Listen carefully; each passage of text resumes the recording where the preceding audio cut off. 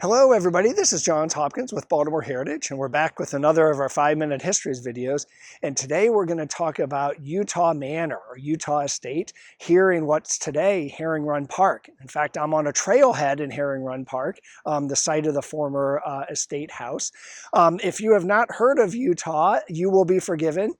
As guests to a christening party crested the hill on Hartford Road in October 1865, they watched as the house burned to the ground. And so it hasn't really been with us for the last 150 years. But thanks to unbelievable archival research and archaeology work here on site by a group called the Herring Run Archaeology Project, led by two archaeologists, Lisa Krause and Jason Schellenhamer, they have uncovered an unreal amount of information about one of the earliest estates in Baltimore. And that's where I'm getting my information. We'll put a link to it. So thanks everybody there. All right, Eutaw got its start well before the fire in 1865. In fact, it got its start in 1680, one of the very earliest estates here. That was when a gentleman named John Broad bought this parcel of land. Broad had come over from England to be a farmer, but he hadn't paid his own way. Another gentleman named Henry Hosier, a Calvert County planter, had paid for Broad's passage across the Atlantic.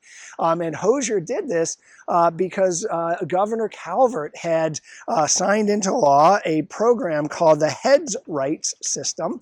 And the Heads Rights System said that if you came over and became a farmer, we as Marylanders would give you 50 acres.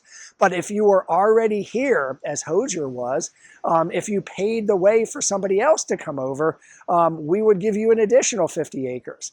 And so when Broad got off that boat, Hosier was doubly happy. He had Broad's labor for a term of years, and he got an additional 50 acres out of it. In fact, he had paid for the passage of 21 people coming over from England, so Hosier did quite well on that one single ship. Eventually, though, Broad served out his indentured term and bought this parcel here. He did fairly well, but maybe not too well. We know at his death in 1709, and from his will and estate collection, we know that he had 170 acres. That's pretty good. He had 4 cows and 9 pigs. That's pretty good, but the pigs were called very poor. He had what was called one very old mare, and he had tobacco hanging in his barn, but it was frostbitten. So apparently he did pretty well, but he had his struggles for sure. When he died, his son Thomas took over the farm here, and Thomas was a real estate speculator who either wasn't very good at it or was really unlucky, because when Thomas died, the estate was sold to pay off debts that he owed. It bopped around a little bit, but ended up in the hands of another immigrant from Europe, but not from England. This immigrant was from Germany. Excuse me. His name was Valentine Larsch. And he and his wife Anna had come from Pennsylvania, but originally family from Germany. They had come and were inn operators. They owned an inn on Gay Street in the new Baltimore town to the south of here, but did quite well. In fact, Larsch was one of the founders of the first German church in Baltimore that we know today as Zion Lutheran Church. And he buys this parcel and looks at it not as a farm, but he sees Herring Run running through the middle of it and thinks mills. And he builds the first mill, one of the first mills in this part of Baltimore County. We're still in the county then, and does quite well with that. So he's the one who established a mill here. He's also the one that built the first permanent house. And the archaeology project has discovered some of the foundations from that house that had some changes over time, but he kind of got it going. In 1779, so still quite early, he sells it to another immigrant gentleman, a gentleman with immigrant roots, this time Scotch-Irish, a gentleman named William Smith. And Smith buys up the property. Smith, by the way, if Larsch helped start the first German church, Smith starts the first Presbyterian church of Baltimore, what we now call Westminster Hall. And in fact, he is buried at Westminster Burial Grounds along with another Baltimorean, Edgar Allan Poe, but that's obviously another story. So Smith has it for a long while and increases the property. We also know that Smith brought enslaved people here to help him work it, and the archaeology folks over the last several years have done a great job of finding out information about those people who worked and lived here as well. When Smith dies, his daughter Janet inherits the property. She has married a gentleman named Josias Hall, and Hall was an interesting fellow. He was a Revolutionary War long hauler. As a young man, he ran up to Boston and got himself part of the Continental Army and fought at Bunker Hill, one of the first battles. He camped with General Washington at Valley Forge, and then fought in the last battle at Yorktown when the British surrendered. So he went all the way through, and that's where we think that the name came from, Eutaw, after the Revolutionary Battle of Eutaw Springs.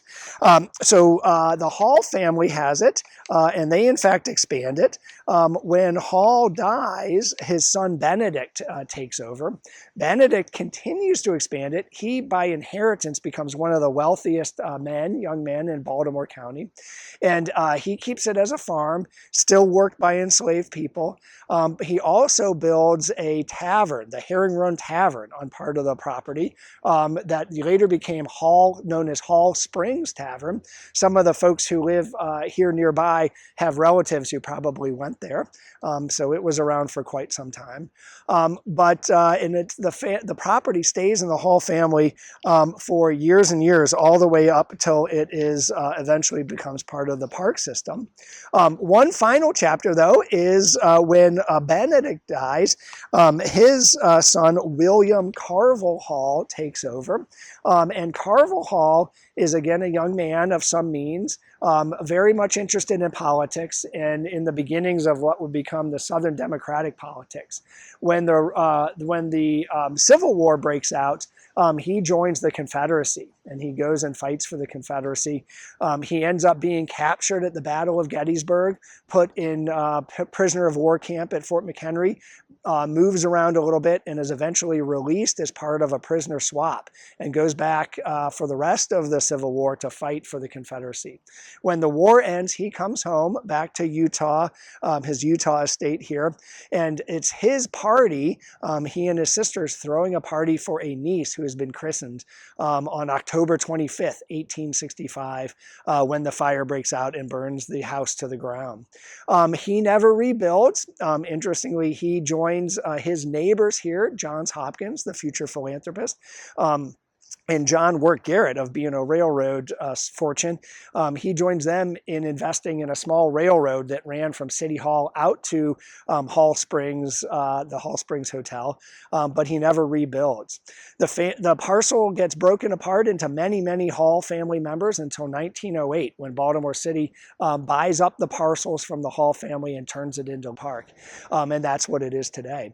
So I'm going to close by, again, thanking the folks at the Herring Run Archaeology Project and saying if you're at all interested in volunteering with them, we'll put a link up for that. They pretty much, in the winter, they do research. In the spring and summer, they're out here with digs, and it's wonderful fun learning a ton about the history of this part of Baltimore.